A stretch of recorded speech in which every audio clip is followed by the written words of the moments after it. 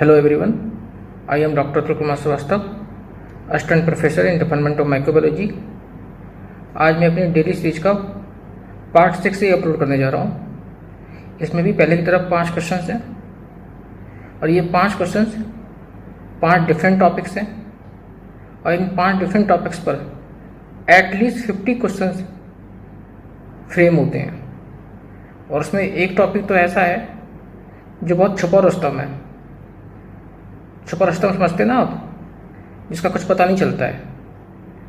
तो वो चैप्टर तो 3 और 4 पेज का है, लेकिन उस 3-4 पेज के चैप्टर से ही 3-4 पेज के चैप्टर से ही एटलीस्ट 50 क्वेश्चन बनते हैं एक ही चैप्टर से।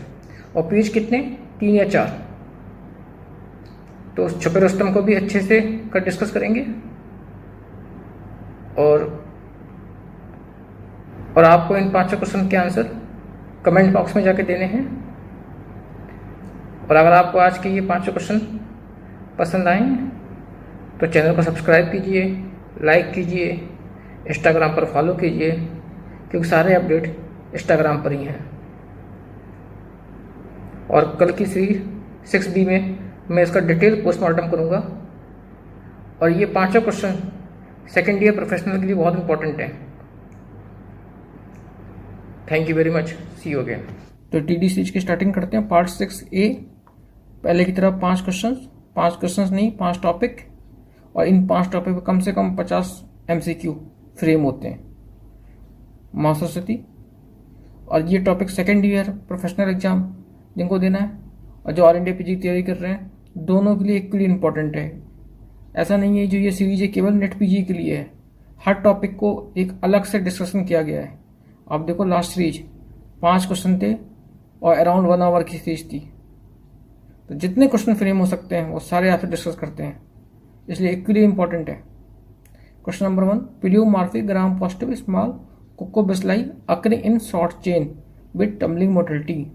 Option A Listeria monocytogenes, B Corynebacterium species, C Enterococcus species, D Vibrio cholerae. तो सबसे इंपॉर्टेंट बात यह है कि एग्जामिनर ये जानना चाहता है आपको इस क्वेश्चन से कि स्टूडेंट को ये पता है कि कौन कौन से ग्राम पॉजिटिव कोकोबैसिलाई होते हैं।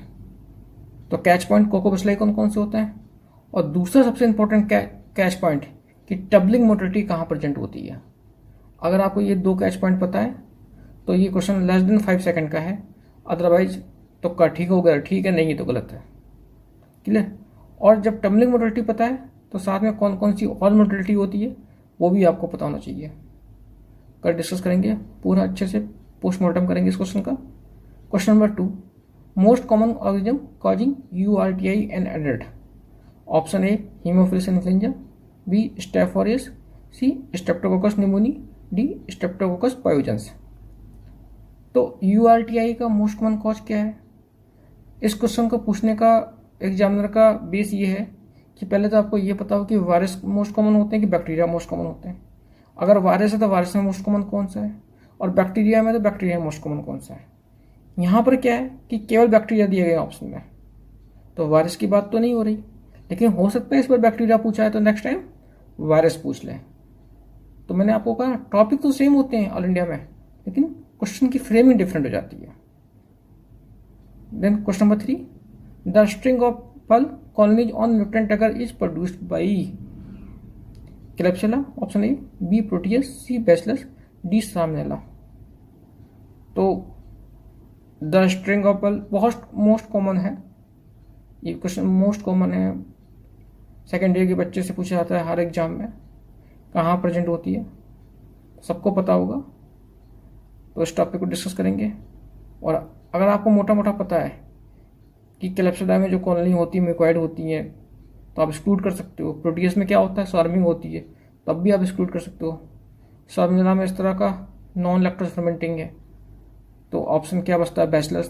तो आप ऑप्शन को यहाँ से भी देख सकते हो। तो कल डिस्कस करेंगे फाइनल ऑप्शन क्या है। Question number 4, all of the following are official global public health days according to WHO except. ये क्वेश्चन AIPG 2018 का क्वेश्चन है। और ये क्वेश्चन डेफिनेटली आप 90% गलत करोगे। हो सकता है 100% भी गलत कह लो, लेकिन 90% बच्चे तो गलत करेंगे करेंगे। Option A world TB day, B world blood donor day, C world rabies day, और डी वर्ल्ड हेपेटाइटिस डे। और जो इसका सही ऑप्शन है ना, मतलब एक्सेप्ट में, वो आप बिलीव नहीं करोगे। उसको तो कोई सोच भी नहीं सकता ये ऑप्शन हो सकता है। इसलिए तो हम आपसे कह रहे हैं कि 90% आप क्वेश्चन गलत करोगे। ये फिर डिस्कस करेंगे। और मैं आपको बताऊं, इस क्वेश्चन की एक खास बात और है।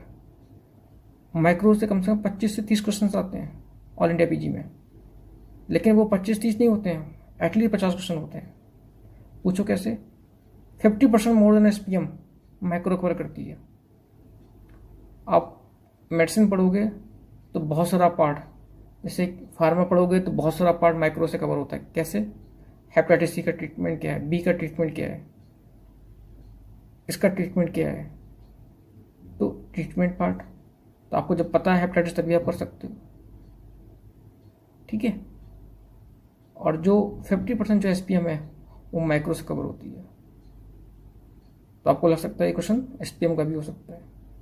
इसलिए अगर आप एसपीएम के क्वेश्चन, मेडिसिन के कुछ क्वेश्चन फार्मा के मिला लोगे तो 50 क्वेश्चन से कम माइक्रो के नहीं बैठेंगे। जैसे टीबी एसपीएम में भी कॉमन है, फार्मा में भी आएगी, और माइक्रो में तो आती ही आती है। ठीक है। Which of the following best represents the transport media for Streptococcus pyogenes? ये ऑल इंडिया पीजी 2015 का क्वेश्चन था। क्वेश्चन तो कहीं ना कहीं सभी आए हुए हैं, बस कुछ जगह मेंशन कर दिया है। Option A Pikes medium, B Stuart's medium, C Cary Blair medium, D सेक्स मीडिया। तो सबसे इंपॉर्टेंट बात यह कि जानना, पहले आपसे ये जानना चाहता है कि ट्रांसपोर्ट मीडिया होता क्या है। तो अगर आपको ये पता है ट्रांसपोर्ट मीडिया क्या होता है, फिर आपको ये पता होना चाहिए कौन कौन से ऐसे बैक्टीरिया हैं, उनके लिए कौन कौन से ट्रांसपोर्ट मीडिया यूज करते हैं। आज स्ट्रेप्टोकोकस पायोजेंस के लिए पूछा, कल वो हो सकता है वो विब्रियो कॉलरा के लिए पूछ ले। इसलिए आपको सारे ट्रांसपोर्ट मीडिया पता होना चाहिए कि कौन सा ट्रांसपोर्ट मीडिया किसके लिए यूज करते हैं। तो एग्जामिनर का इस क्वेश्चन को पूछने का बेसिक फंडा ये है। टॉपिक तो वही रिपीट होता है, लेकिन फ्रेमिंग अलग हो जाती है। और सबसे इंपॉर्टेंट बात कि आपको इन 5 क्वेश्चन के आंसर्स कमेंट बॉक्स में जाके देने। Thank you very much, see you again.